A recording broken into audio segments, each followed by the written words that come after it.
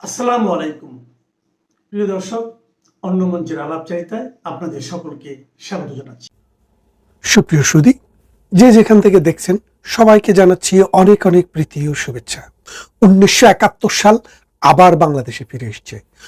আমাদের লোকদেরকেও ভারতের border cross করে ভারতে গিয়ে আশ্রয় নিতে হবে, কারণ বাঁচতে হবে। তো ভারতকে এখন তৈরি হতে হবে। বাংলাদেশের কত কোটি শরণার্থী ভারত জায়গা দিতে পারবে। আপনারা, আমার মনে হয় এখন আর কোনো দ্বিধায় নেই যে বাংলাদেশটি একটি জঙ্গি আক্রমণের শিকার হয়েছিল গত বছর 2024 সালের আগস্ট মাসে। অর্থাৎ আমেরিকা অর্থ দিয়ে, ইরান থেকে অর্থ গিয়ে এবং তাদের সাথে টার্কি থেকে অর্থ গিয়ে এই এক বিশাল অর্থ দুদিক থেকে আমেরিকার স্বার্থ ছিল বাংলাদেশের ভূখণ্ডটাকে নিজেরা ব্যবহার করার উপযোগী করে তুলতে হলে জঙ্গি নাটক খেলতে হবে। আর টার্কি এবং ইরান, তাদের স্বার্থ হলো তারার মতো আরো কিছু মৌলবাদী দেশ পৃথিবীতে সৃষ্টি করতে হবে। কারণ এক শিয়াল যদি বলে হুক্কা হুয়া, তাহলে কেয়া হুয়া বলার জন্য মৌলবাদী গোছের কিছু রাষ্ট্র পৃথিবীতে থাকতে হবে। এবং বাংলাদেশ হচ্ছে মৌলবাদের উর্বর ভূমি। পাকিস্তানের পাশাপাশি এই রাষ্ট্রটিকে প্যারালাল করে রাখা। এখানে অনেক রাজনৈতিক খেলা আছে। যদি এক ভিডিওতে অত কিছু বলতে যাই, সেটা আসলে ভিডিও না হয়ে এটা মহাকাব্য হয়ে যাবে। তো মহাকাব্য তৈরি করতে চাই। বাংলাদেশে এখন আর সুষ্ঠু বুদ্ধি, মুক্ত বুদ্ধি, প্রগতিশীল বুদ্ধি, স্বাধীনতার সপক্ষের কোনো শক্তিশালী গ্রুপ নিরাপদ নয়। এখন বাংলাদেশটি হচ্ছে একটি আয়ামে জাহেলিয়াত, অর্থাৎ অন্ধকার একটা যুগে বাংলাদেশ প্রবেশ করেছে। এখন ভারতকে অ্যালার্ট হতে হবে, কারণ বাংলাদেশের মানুষ জীবন প্রতিনিয়ত নিচের দিকে চলে যাচ্ছে। একটা শ্রেণী কোণঠাসা হতে হতে এমন অবস্থা হয়েছে, বিশ্ব ব্যাংকের রিপোর্ট অনুসারে গত 1 বছরে বাংলাদেশে 10 ভাগ মানুষ দরিদ্র সীমার নিচে চলে গেছে। মানে অতি দরিদ্র মানুষ বাংলাদেশে ছিল 5 ভাগের মতো। অর্থাৎ 30 ভাগ থেকে কমাতে কমাতে শেখ হাসিনা সরকার 25 ভাগ কমিয়ে মাত্র 5 ভাগে নিয়ে এসেছিল। এই ডক্টর ইউনূসের 1 বছরের শাসনে, মৌলবাদীদের 1 বছরের শাসনে এখন সেটি, মানে আমি দরিদ্র মানুষের কথা বলছি না, অতি দরিদ্র, যারা শুধু ভাত খাওয়ার জন্য, শুধু বেঁচে থাকার জন্য সংগ্রামটুকু করে, খালি খেয়ে বাঁচার জন্য। ওরা বড় বিল্ডিং চায় না, বড় অট্টালিকা চায় না, স্বাদের জীবন চায় না, তারা শুধু বেঁচে থাকতে চায়। এইরকম লোকের সংখ্যা ইউনূস 10% কস করিয়ে ফেলছে। তা এখন এই মানুষ কি করবে? এই মানুষ তো বাঁচতে হবে। বাঁচার জন্য 1971 সালের মতো আবার তাদেরকে বর্ডার ক্রস করতে হবে। বার্মার যে মানুষরা বন্দি শিবিরে আছে, বাংলাদেশে যে আশ্রয় শিবিরে আছে, বন্দি শিবির নয়, আশ্রয় শিবির, এটা অনেকটা বন্দি শিবিরের মতো।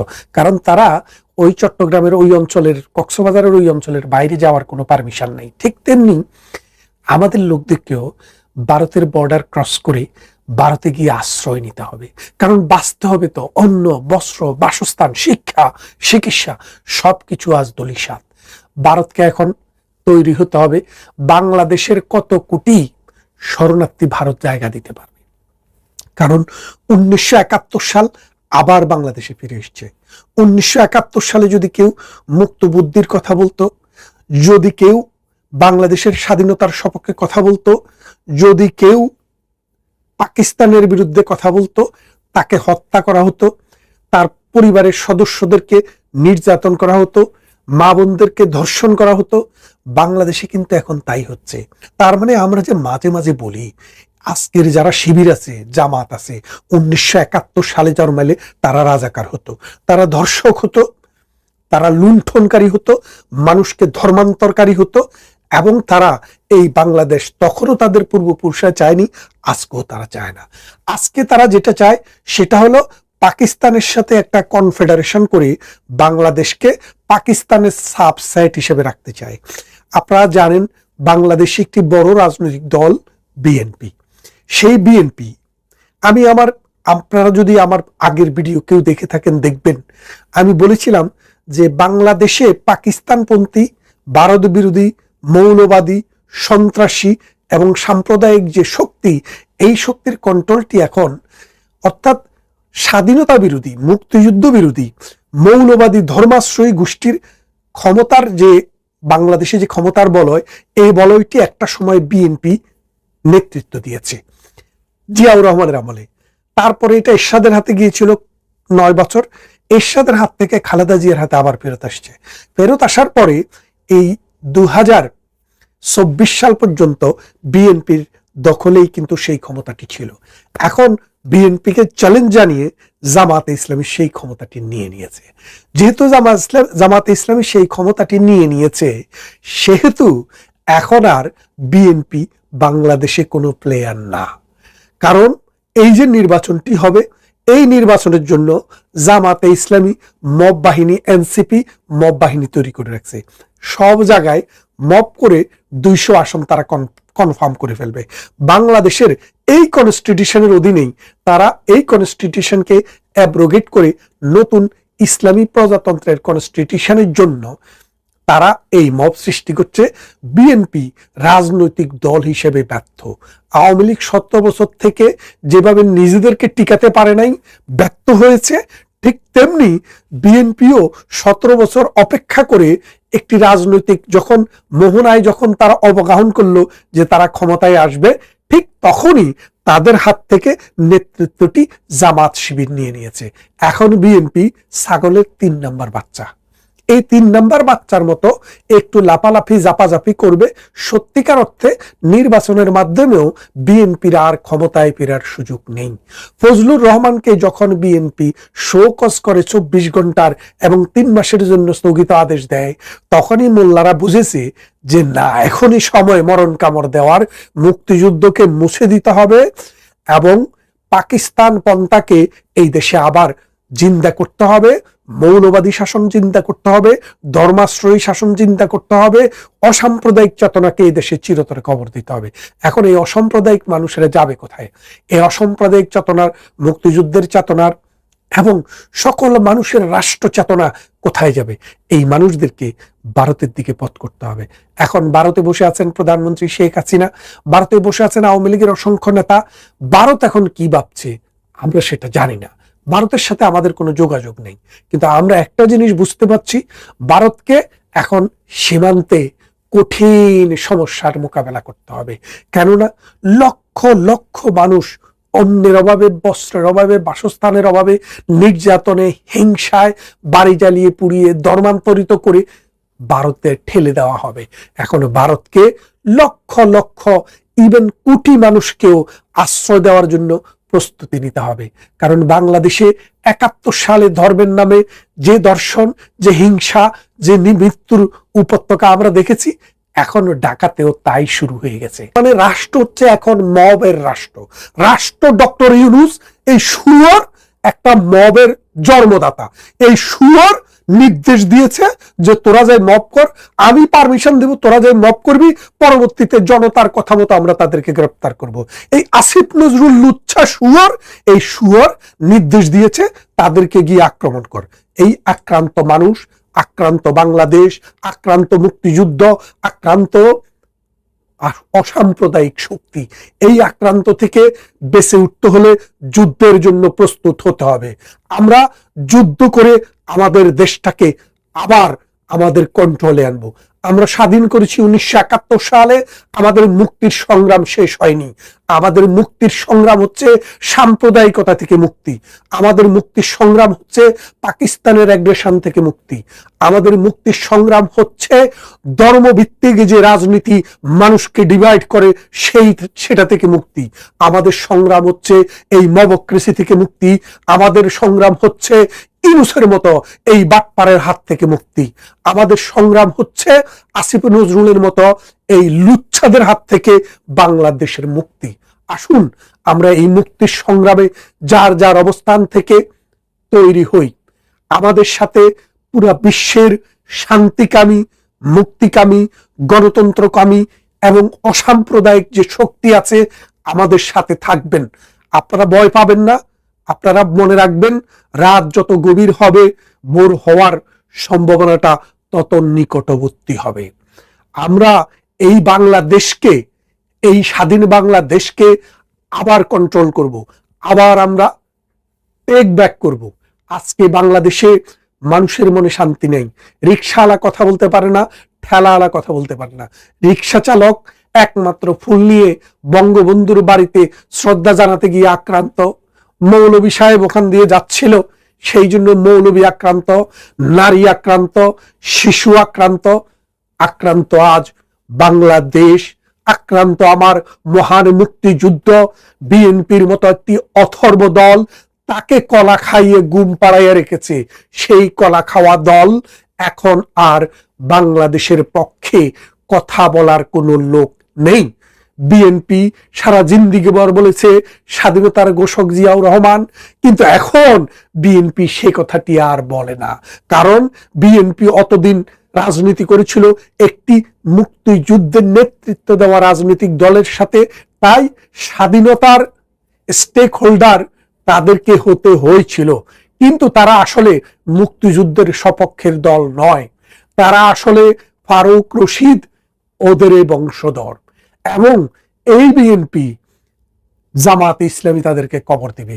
আমাদের সাথে জামাত ইসলামীর শত্রুতা আজীবনের, এটা থাকবে কিয়ামত পর্যন্ত। আমরা এদের সাথে লড়াই করেই এই দেশটাকে স্বাধীন করেছি। গত 53 বছর এই দেশটাকে তাদের বাপের দেশ পাকিস্তানের চাইতে, আপনারা জানেন পাকিস্তানের 2.5 টাকা দিলে বাংলাদেশের 1 টাকা কিনা যায়। তার মানে আমরা পাকিস্তান চেয়ে বাংলাদেশকে 2.5 গুণ বেশি উন্নত করেছি। তার মানে এটা বুঝছেন, তাদের কাছ থেকে আমরা পাকিস্তানের কাছ থেকে ছিনিয়ে এনেছি। 53 বছরে বাংলাদেশটাকে একটা সম্মানজনক জায়গায় নিয়ে গেছি। তারা আবার সেই দেশকে দর্শন করছে, আবার পাকিস্তানের দিকে ফিরিয়ে নিচ্ছে।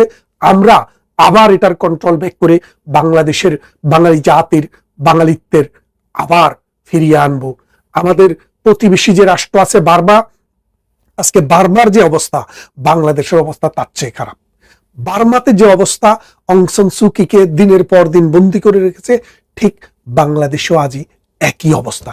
আসুন আমরা এই সন্ত্রাস, এই চাঁদাবাজ এবং এই মৌলবাদকে রুখে দিয়ে, এই নবক্রেসিকে রুখে দিয়ে আমাদের দেশটাকে রক্ষা করি। কথা হবে অন্য কোনো ভিডিওতে। বাংলাদেশ কি এখন রিমোট কন্ট্রোলে চলছে? আমেরিকার হাতে কি এমন কোন গোপন ফাইল আছে যা দিয়ে তারা ঢাকার ভবিষ্যৎ নিয়ন্ত্রণ করছে? এই প্রশ্নগুলো করছি কারণ বাংলাদেশের সাবেক প্রধানমন্ত্রী শেখ হাসিনার ছেলে সজীব ওয়াজেদ জয় 2রা ফেব্রুয়ারি কলকাতার এক অনুষ্ঠানে বাংলাদেশের রাজনৈতিক পরিস্থিতি ও নির্বাচন নিয়ে আমেরিকার বিরুদ্ধে বোমা ফাটিয়েছেন। তিনি যে বোমাটাই ফাটিয়েছেন তা কেবল রাজনৈতিক অভিযোগ নয়, বরং এক ভয়ঙ্কর ভূ রাজনৈতিক ষড়যন্ত্রের ইঙ্গিতকেই তুলে ধরেছেন। সজীব ওয়াজেদ জয় দাবি করেছেন, মার্কিন স্টেট ডিপার্টমেন্ট বাংলাদেশে এমন একজন প্রধানমন্ত্রী চায় যাকে তারা চাইলেই গ্রেফতার করে নিজেদের কারাগারে নিয়ে যেতে পারে। জয় প্রশ্ন রেখেছেন, কেন তারেক রহমানের বিরুদ্ধে FBI এর দেওয়ার সাক্ষ্য এখন আমেরিকার সবচেয়ে বড় অস্ত্র? আর কেনই বা এবারের নির্বাচনে কোটি কোটি প্রগতিশীল মানুষের কণ্ঠস্বর রোধ করতে পোস্টাল ব্যালটের আড়ালে চলছে এক অদৃশ্য ভোট ডাকাতি? কেন রাতারাতি তারেক রহমান হ্যাঁ ভোটের পক্ষে ভোট চাওয়া শুরু করলেন? জয় মনে করেন মার্কিন প্রশাসন বাংলাদেশের রাজনীতিতে সরাসরি হস্তক্ষেপ করছে, আর এই হস্তক্ষেপের কারণেই এমনটি ঘটছে। জয় দাবি করেছেন, মার্কিন সরকার বিএনপি নেতা তারেক রহমানকে একটি পুতুল হিসেবে ব্যবহার করে বাংলাদেশকে একটি দুর্বল ও নিয়ন্ত্রণযোগ্য রাষ্ট্রে পরিণত করতে চায়, যাতে বাংলাদেশের উপর ছড়ি ঘোরাতে পারে। কলকাতায় একটি বইয়ের প্রকাশনা উৎসবে ভার্চুয়ালি যুক্ত হয়ে বাংলাদেশের বর্তমান পরিস্থিতি নিয়ে এসব চরম উদ্বেগের কথা বলেছেন সজীব ওয়াজেদ জয়। তার বক্তব্যে উঠে এসেছে এক ভয়াবহ চিত্র। জয়ের মূল দাবি হলো, বাংলাদেশের বর্তমান অনির্বাচিত শাসন ব্যবস্থা এবং আসন্ন নির্বাচন মূলত একটি সাজানো নাটক, যার নেপথ্যে কাজ করছে মার্কিন প্রশাসনের স্বার্থ এবং উগ্রবাদী ইসলামপন্থীদের মদত। তার মতে এই একতরফা ক্ষমতা দখলের নীল নকশা যদি আন্তর্জাতিক সম্প্রদায় এখনই না থামায়, তাহলে বাংলাদেশ একটি উগ্রবাদী রাষ্ট্রে পরিণত হওয়ার শেষ প্রান্তে পৌঁছে যাবে। প্রশ্ন হলো, কেন হঠাৎ করে সংসদ নির্বাচনের মাত্র 10 দিন আগে নির্বাচন, পোস্টাল ভোটের কারচুপি, বিএনপি ও যুক্তরাষ্ট্রের তলে তলে সম্পর্কের কথা টেনে এনে বোমা ফাটলেন মিস্টার জয়। যেখানে নানা মহল থেকে গুঞ্জন আছে বিএনপির সাথে ভারতের গোপন সমঝোতা হয়ে গেছে। কলকাতায় আয়োজিত Bangladesh at the brink, the rise of Islamist governance বইয়ের প্রকাশনা উৎসবে ভার্চুয়ালি যুক্ত হয়ে বক্তব্য দেন সজীব ওয়াজেদ জয়। এই অনুষ্ঠানে বক্তব্য দেওয়ার মধ্য দিয়ে আওয়ামী লীগ সরকারের পতনের পর প্রথমবারের মতো সরাসরি রাজনৈতিক কর্মসূচিতে উপস্থিত হন শেখ হাসিনার ছেলে সজীব ওয়াজেদ জয়। 2024 সালের 5ই আগস্ট শেখ হাসিনা ভারতে আশ্রয় নেওয়ার পর গণমাধ্যম ও সোশ্যাল মিডিয়ায় সক্রিয় উপস্থিতি থাকলেও আওয়ামী লীগের কর্মসূচিতে সজীব ওয়াজেদকে সেভাবে দেখা যায়নি। ভারতের কলকাতায় সত্যজিৎ রায় মিলনায়তনে সোমবার দেয়া বক্তব্যে জয় প্রথমবারের মতো এমন 5টি পয়েন্ট নিয়ে কথা বলেছেন যেগুলো নিয়ে এতদিন আওয়ামী লীগের কেউ প্রকাশ্যে কথা বলেনি, অথবা বললেও এভাবে প্রকাশ্যে কামান দাগাননি। জয় বলেছেন, বাংলাদেশে এখন যা ঘটছে তাকে কোনোভাবেই নির্বাচন বলা চলে না। তিনি এটিকে একটি একতরফা শো বলে দাবি করেছেন। আওয়ামী লীগ সহ সব প্রগতিশীল দলকে বাইরে রেখে করাই নির্বাচনকে তিনি একতরফা ও প্রহসন বলে মনে করেন। তিনি দাবি করেছেন, আওয়ামী লীগ হলো বাংলাদেশের বৃহত্তম এবং সবচেয়ে প্রগতিশীল দল। দলটিকে জি ফ্যাক্টো নিষিদ্ধ করে একটি কৃত্রিম পরিস্থিতি তৈরি করা হয়েছে। জয়ের ভাষায়, এটি আসলে কোনো নির্বাচনী নয়, এটি একটি সাজানো মঞ্চ। শুধু আওয়ামী লীগ নয়, বরং জাতীয় পার্টি সহ অন্যান্য ক্ষুদ্র ও প্রগতিশীল দলগুলোকে নির্বাচনের বাইরে রাখা বা তাদের উপর দমন পীড়ন চালানোর অভিযোগ তুলেছেন তিনি। জয়ের মতে এটি একটি 2 হর্স রেস বা 2 ঘোড়ার দৌড়, যেখানে শুধু বিএনপি আর জামাত একে অপরের সাথে পাল্লা দিচ্ছে। তিনি বলেছেন, আওয়ামী লীগের মতো বড় দলকে বাইরে রেখে নির্বাচন করার অর্থ হলো ভোট শুরুর আগে ফলাফল নির্ধারণ করে রাখা। তিনি প্রশ্ন তোলেন, আওয়ামী লীগ যদি এতই অজনপ্রিয় হয় তবে কেন তাদের নির্বাচনে অংশ নিতে বাধা দেওয়া হচ্ছে? যার অভিযোগ, বাংলাদেশে এমন এক আতঙ্কের পরিবেশ তৈরি করা হয়েছে যেখানে সাধারণ মানুষ তাদের রাজনৈতিক পছন্দ প্রকাশ করতে ভয় পাচ্ছে। জয় বলেন, জনমত জরিপে দেখা যায় একটি বড় অংশ তাদের ভোটাধিকার সম্পর্কে মন্তব্য করতে রাজি নয়, কারণ তারা আওয়ামী লীগকে সমর্থনের কথা বললে হামলার শিকার হতে পারে। তবে জয়ের বক্তব্যের সবচেয়ে বড় বোমা ছিল মার্কিন প্রশাসনকে নিয়ে। তিনি দাবি করেছেন, মার্কিন স্টেট ডিপার্টমেন্ট এমন একজনকে বাংলাদেশের ক্ষমতায় দেখতে চায় যাকে তারা সহজেই বশ করতে পারবে। জয়ের ভাষায়, তারেক রহমানের দুর্নীতির ফাইল এবং এফবিআই এজেন্টদের সাক্ষ্য আমেরিকার হাতে আছে। তার দাবি হলো, এফবিআই এজেন্টরা বাংলাদেশে এসে তারেক রহমানের বিরুদ্ধে সাক্ষ্য দিয়েছিলেন, ফলে মার্কিন যুক্তরাষ্ট্রের কাছে তাকে যে কোনো সময় গ্রেফতার বা অভিযুক্ত করার ক্ষমতা রয়েছে। ফলে তিনি প্রধানমন্ত্রী হলেও আমেরিকার ইশারা ছাড়া এক পাও নড়তে পারবেন না, কারণ আমেরিকা যে কোনো সময় তাকে গ্রেফতারের হুমকি দিতে পারে। জয়ের মতে, এই চাপের কারণে বিএনপি তাদের দীর্ঘদিনের অবস্থান বদলে প্রধানমন্ত্রীর ক্ষমতা কমানোর জন্য মার্কিন মদতপুষ্ট গণভোটে সমর্থন দিয়েছে। জয় অভিযোগ করেছেন, এটি বাংলাদেশকে একটি পুতুল রাষ্ট্র বানানোর ব্লুপ্রিন্ট। জয় মনে করেন, মার্কিন আইন অনুযায়ী তারা যে কোনো বিদেশি নাগরিককে অন্য দেশ থেকে ধরে নিয়ে গিয়ে বিচার করার ক্ষমতা রাখে। জয়ের অভিযোগ, এই তথ্যটি ব্যবহার করে মার্কিন প্রশাসন তারেক রহমানকে নিয়ন্ত্রণ করছে। জয় দাবি করেন, বিএনপি দীর্ঘদিন ধরে সংবিধান পরিবর্তনের জন্য গণভোটের বিরোধিতা করলেও হঠাৎ করে মার্কিন চাপে তারা হ্যাঁ ভোট দেওয়ার পক্ষে অবস্থান নিয়েছে। তার মতে, এই গণভোটের উদ্দেশ্য হলো প্রধানমন্ত্রীর ক্ষমতা কমিয়ে সরকারকে দুর্বল করা, যাতে বিদেশি শক্তিগুলো সহজেই প্রভাব বিস্তার করতে পারে। মার্কিন প্রশাসন বাংলাদেশে একটি দুর্বল সরকার চায় যাতে তারা ছড়ি ঘোরাতে পারে। আর যুক্তরাষ্ট্রের ইচ্ছাতেই বিএনপি গণভোটে হ্যাঁ বলার জন্য ইউ-টার্ন নিয়েছে। এমন অভিযোগের তীর তারেক রহমানের দিকে ছুড়ে দিয়েছেন সজীব ওয়াজেদ জয়। জয় অভিযোগ করেছেন, মার্কিন স্টেট ডিপার্টমেন্ট এবং মার্কিন দূতাবাস একটি বিশেষ এজেন্ডা বাস্তবায়নে কাজ করছে। সজীব ওয়াজেদ জয় অত্যন্ত কড়া ভাষায় বর্তমান সরকারকে ইসলামপন্থী সরকার হিসেবে চিহ্নিত করেছেন। তার মতে, এই সরকারের মূল ভিত্তি হলো উগ্রবাদী শক্তি। জয় অভিযোগ করেন, এই সরকার ক্ষমতা আসার পরে 2016 সালের হলি আর্টিজান হামলার খুনি এবং ব্লগার হত্যাকারীদের মতো দণ্ডিত জঙ্গিদের মুক্তি দিয়েছে। যার পরিসংখ্যান দিয়ে দেখান আওয়ামী লীগ নির্বাচনে থাকলে জামাত 5 থেকে 10% বেশি আসন পেত না, কিন্তু আওয়ামী লীগকে নিষিদ্ধ করায় জামাত এখন তাদের শক্তির চেয়েও অনেক বেশি প্রভাব বিস্তার করছে। জয় বলেন, জামাতের লক্ষ্য বাংলাদেশে শরিয়া আইন প্রতিষ্ঠা করা, যা এই অঞ্চলের স্থিতিশীলতা নষ্ট করবে। জয়ের দাবি, আল কায়দা, লস্করি তৈয়বার মতো গোষ্ঠীর কমান্ডাররা এখন বাংলাদেশে প্রকাশ্যে সমাবেশ করছে। আসন্ন নির্বাচনে ব্যাপক কারচুপির নতুন এক পদ্ধতির কথা উল্লেখ করেছেন জয়। তিনি বলেন, প্রচলিত ব্যালট বাক্স ছিনতাইয়ের চেয়ে এখন পোস্টাল ব্যালট কারচুপির উপর জোর দেওয়া হচ্ছে। পোস্টাল ব্যালটের ক্ষেত্রে বিদেশি পর্যবেক্ষক বা সাংবাদিকদের সরাসরি দেখার সুযোগ থাকে না। জয় অভিযোগ করেন, মধ্যপ্রাচ্যের বিভিন্ন দেশ থেকে হাজার হাজার ভুয়া পোস্টাল ব্যালট আগে থেকেই জামাত এবং গণভোটার হ্যার পক্ষে পূরণ করে রাখা হচ্ছে। তার মতে, নির্বাচনের দিন ভোটার উপস্থিতি কম হলো পোস্টাল ব্যালটের মাধ্যমে ভোটের সংখ্যা অস্বাভাবিকভাবে বাড়িয়ে দেখানো হবে। ভারতের দক্ষিণ এশিয়ার নিরাপত্তার স্বার্থে জয় বিশেষ সতর্কবার্তা উচ্চারণ করেছেন। তিনি মনে করেন, বাংলাদেশে উগ্রবাদের উত্থান সরাসরি ভারতের পূর্ব সীমান্তের জন্য হুমকি হয়ে দাঁড়াবে। জয়ের ভাষ্য অনুযায়ী, গত 17 বছর আওয়ামী লীগ ক্ষমতায় থাকায় ভারতের উত্তর পূর্বাঞ্চল নিরাপদ ছিল, কিন্তু এখন জামাত ও পাকিস্তান বাংলাদেশে মুক্তভাবে কাজ করার সুযোগ পাবে, যা ভারতের জন্য গুরুতর নিরাপত্তার ঝুঁকি তৈরি করবে। সজীব ওয়াজেদ জয়ের বক্তব্যের শেষ পর্যায়ে ছিল আন্তর্জাতিক সম্প্রদায়ের কাছে একটি জোরালো আবেদন। তিনি বলেন যে নির্বাচনের আর মাত্র কয়েকদিন বাকি এবং এখনই যদি বিশ্ববাসী এই সাজানো নির্বাচনের বিরুদ্ধে কথা না বলে, তবে বাংলাদেশ অন্তত আগামী 5 থেকে 10 বছরের জন্য উগ্রবাদের অন্ধকারে তলিয়ে যাবে। তিনি বলেছেন, এটি কেবল আওয়ামী লীগের বিষয় নয়, বরং বাংলাদেশের প্রগতিশীলতা এবং আঞ্চলিক নিরাপত্তার বিষয়। জয় বলেন, যদি আপনারা এই নাটকটি চলতে দেন, তবে আপনারা একটি সাজানো সরকার পেতে যাচ্ছেন এবং এরপর বাংলাদেশের কি হবে তা অস্পষ্ট।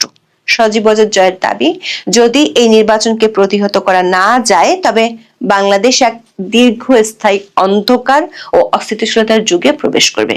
জয় আরো দাবি করেছেন, আওয়ামী লীগকে নির্বাচনের বাইরে রাখা মানে কেবল একটি দলকে দূরে রাখা নয়, বরং কোটি কোটি প্রগতিশীল ভোটারের কণ্ঠস্বর রুদ্ধ করা, যা শেষ পর্যন্ত বাংলাদেশকে একটি ব্যর্থ রাষ্ট্রে পরিণত করতে পারে।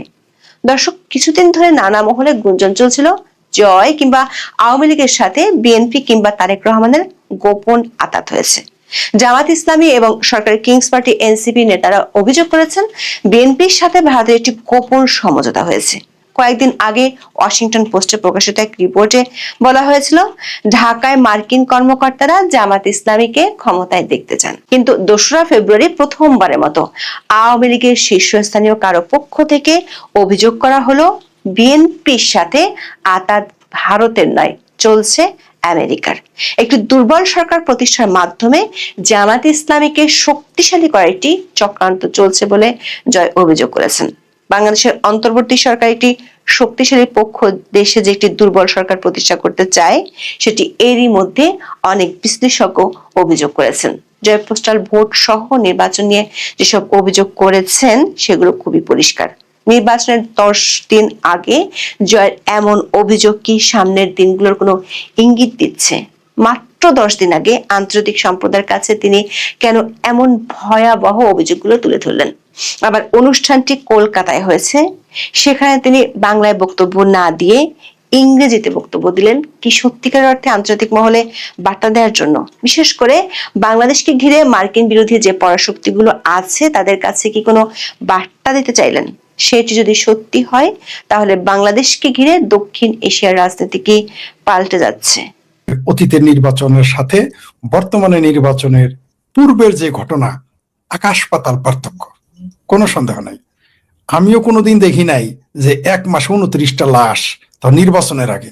আমরা জানি যে নির্বাচনের তফসিল ঘোষণা করার পর যখন সেনাবাহিনী মাঠে নামে, তখন আমরা জানি শেষরা চোর পর্যন্ত পালায় যায়। আমরা এটা দেখেছি, মানে এলাকার গুন্ডা পান্ডারা লুকিয়ে থাকতো, এটা আমরা দেখেছি। ক্রাইম রেট একেবারেই নিচে নেমে যেত ওই 2.5 মাস 2 মাস। মানুষ খুশি হতো যে নির্বাচন আসছে, ক্রাইম রেট কমে গেছে, এগুলো আমরা দেখতাম। কিন্তু এবার উল্টা, মানে নির্বাচন যত আসতেছে ক্রাইম রেট বাড়তেছে। হাস্যকর ব্যাপার। আসলে এগুলো তারাই চাচ্ছে, তারাই করাচ্ছে। তাই আপনি পানিতে লাশ, এখন আসমানেও লাশ জ্বলতে দেখা যাবে কিছুদিন পরে। আমরা দেখব, আমরা দেখেছিও তা, আমরা ঝুলতে দেখেছি লাশ।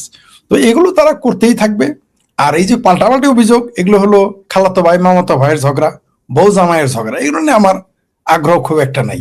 এরা 2 দিন পরেই বলবো ওই যে আওয়ামী লীগ আসলো, ওই যে শেখ হাসিনা আসলো, ওই যে আসলো ওবায়দুল কাদের আসলো, হাসান মাহমুদ আসলো, এগুলো সাদ্দাম আসলো, রব্বানি আসলো, এগুলো তারা বলবে, সম্রাট আসলো, এগুলো বলবে আর এক হয়ে যাবে। এরা প্রয়োজনে তখন হুট করে একদিন বলবে যে এই যে আওয়ামী লীগের লোক দেখো জামাতের একটা মেরে ফেলছে, অথবা বিএনপির একটা ওরাই মেরে এই যে দেখো আওয়ামী লীগ চলে আসছে। তাই এদের যে পাল্টাপাল্টি অভিযোগ, এগুলো না আমার বলার খুব একটা আগ্রহ নাই, কারণ এই নির্বাচনটাই হচ্ছে একটা ভুয়া নির্বাচন। আর তারেক রহমানের দূরদর্শিতা নেই বলেই তিনি নির্বাচনে অংশ নিচ্ছেন, কোনো সন্দেহ নেই। বিএনপির উপদেষ্টাদের ন্যূনতম, প্রত্যেকটা উপদেষ্টার ন্যূনতম যদি মানে তাদের রাজনৈতিক দূরদর্শিতা থাকতো, এই নির্বাচন এইভাবে তারা হতে দিত না। বিশেষ করে হ্যাঁ ভোটের কথা, মানে যে হেনা ভোটের কথা, আমার বাপ্পা রাজার যে হেনা ভোট, সবচেয়ে হাস্যকর ব্যাপার, তারেক রহমান এতদিন বললো যে না ভোটে দিন, হুট করে সে বলতেছে এখন হ্যাঁ ভোটে দেন। আর সকালবেলা বললো যে হাঙ্গা কর্মু, বিকেলে বললো হাঙ্গা কর্মু না, বিকেলে বললো হাঙ্গা কর্মু না, ফজর নামাজ পড়ি বলে হাঙ্গা করতে যাইতেছি। এই যে বক্তব্যগুলো তিনি দিলেন, এতে বিএনপির দৈন্যদশা এবং বিএনপি যে দেউলিয়া দল, সেটা প্রমাণ হয়ে গেছে। আওয়ামী লীগকে মাঠে থেকে বিদায় করে দিয়ে তারা ভেবেছিল চেলচেলায় ভেস্তে যাওয়ার মতো ক্ষমতায় চলে যাবে, যেমন যে মাদ্রাসায় পোলা মেয়া ভর্তি করে মনে করে চেলচেলায় ভেস্তে চলে যাবে, ওরকম বিএনপি মনে করেছিল আওয়ামী লীগ না থাকলে চেলচেলায় ক্ষমতায় চলে যাব। কিন্তু আমরা দেখলাম 17-18 মাসও তাদের সেই স্বপ্ন পূরণ হয়নি এবং হওয়ার সম্ভাবনা খুব কম। আর জামাতের সাথে তাদের যে সংঘর্ষ, এটা ঘটবেই, কারণ হচ্ছে যে ক্ষমতার ব্যাপারে কেউ কাউকে ছাড় দেয় না, কোনো সন্দেহ নেই, ছাড় দিবেও না। কে চায় তার পত্রা এত, কারণ ইলেকশন করতে পারলে এমপি হইতে পারলে সুযোগ সুবিধা। এখন তো এমপি হতে হয় না, শুধু জুলাই সন্ত্রাসী নিজেদের ঘোষণা করলেই, তাদের ভাষায় জুলাই সন্ত্রাসী বিপ্লবী, তাদের ভাষায় জুলাই আন্দোলন করবে, এটা ঘোষণা দিলেই হাই কমিশনের চাকরি পাওয়া যায়, 2 কোটি টাকার বাড়ি ফ্ল্যাট পাওয়া যায়, যা ইচ্ছা তাই খাওয়া যায়। এমনকি জুলাই বিপ্লবী ঘোষণা করলে শ্বশুরের চাকরি দেওয়া যায়। মানে আগে শুনতাম যে জামাই ভাগ্নে এদের পোলা মেয়ে এদের চাকরি দিত, এখন শ্বশুরের চাকরি হয়। তো সুতরাং এদের এই সুবিধাটা এরা ভোগ করবেই ক্ষমতায় না থাকলেও। তো এই মুহূর্তে বাংলাদেশের যে সিচুয়েশন চলতেছে, 12 তারিখের পরে না দেখবেন খেলাটা, 12 তারিখের পরে বাংলাদেশের জনগণ একটা সিদ্ধান্ত নেবে। আমরা শুধু কিন্তু আওয়ামী লীগ, বিএনপি, জামাত, এনসিপি, আমার ভাবির পোলা, এদের নিয়ে কথা বলি, আমরা কিন্তু জনগণ কি ভাবতেছে এটা আমরা কথা বলি না। মনে করেন জনগণ আসলে সিদ্ধান্তে আসতে পারতেছে না। জনগণ 12 তারিখে কিন্তু 12 তারিখে একটা স্কেল দিয়েছে বিএনপির জন্য, জামাতের জন্য বা ইউনুসের জন্য। এটা কিন্তু জনগণ একটা মার্জিন নিয়েছে দাঁড়ি, যে এরপরে একটা কিছু ঘটবে। তো যখন 12 তারিখের পর কিছু ঘটবে না, আপনি বাংলাদেশের জনগণকে এত বোকা মনে করেন না। আমার কিন্তু আস্থা আছে, আমার যথেষ্ট আস্থা আছে। এই দুঃসময় যখন বাংলাদেশের ঢাকা বিশ্ববিদ্যালয়ের মতো জায়গা তুরস্ক পাকিস্তানের এম্বাসির ছত্রছায়ায় ঢাকা বিশ্ববিদ্যালয় সংসদ দখল করে নিল জামাত, তখনও কিন্তু আমি বলেছিলাম আমি ছাত্রদের প্রতি আমি আস্থা হারাই নাই। আপনারা তার প্রমাণ দেখেছেন যে ঢাকা বিশ্ববিদ্যালয় কিন্তু গোলাম আজমের দাড়ি টুপি আলো ছবিতে জুতা মারা হয়েছে, আপনারা দেখেছেন। আমি আস্থা হারাই না, আমি যেমন ছাত্রদের প্রতি আস্থা হারাই নাই, তেমনি বাংলাদেশের জনগণের প্রতি আমি আস্থা হারাই না। কারণ দিন শেষে বাংলাদেশের জনগণই হচ্ছে রাজনীতির মেরুদণ্ড, তার ব্যাকবোন বাংলাদেশের রাজনীতির। আপনি যাই বলেন না কেন, আপনি দেখেন তো বাংলাদেশের জনগণই না থাকতো তাহলে আওয়ামী লীগ এত জনপ্রিয় কিভাবে হলো? এই দেশের জনগণ তাদেরকে ছুঁড়ে ফেলে দিয়েছিল আগস্ট মাসে।